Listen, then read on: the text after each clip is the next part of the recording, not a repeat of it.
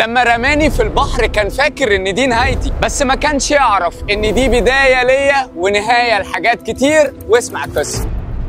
بتبتدي الحكاية وأنا ماشي على البحر مستمتع بصوت موج ناعم وريحة الهدوء، وفجأة لقيت إزازة بلاستيك مكسورة وجواها شوية رملة وكأنها بتحكي حكاية. قالت لي أنا كنت في إيد عطشان ورماني، ودي كانت بدايتي. الموج خدها وبدأت رحلتها، غرقت شوية وطلعت مع الأمواج على السطح مسافرة زي التايهة. شمس تضرب فيها والمية تغير شكلها، لكن عمري ما اختفيت. سلحفة صغيرة شافتني افتكرتني قنديل، بلعتني ونهيت حياتها في ثانية. الضرر أحيانا بيجي من الجهل مش من النية. مرت شهور واتكسرت وبقيت قطع صغيرة لدرجة اني دخلت بطن سمكة، وبعدين دخلت جسم انسان. حياتها كانت من بحر البطن لكوباية مية، وكأنها بتقول انا منكم وجاي ارجع لكم. والبحر ساكت يا صديقي، لكن في سكوته عتاب. مش بيكرهنا لكن بيزعل من اللي بنعمله فيه. حكاية البلاستيك مش عن النفايات،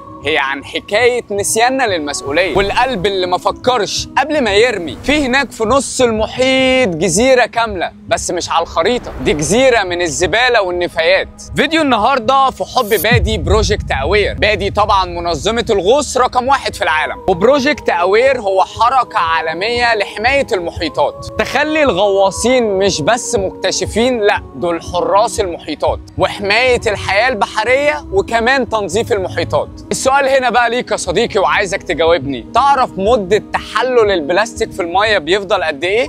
اكتبوا لنا في التعليقات.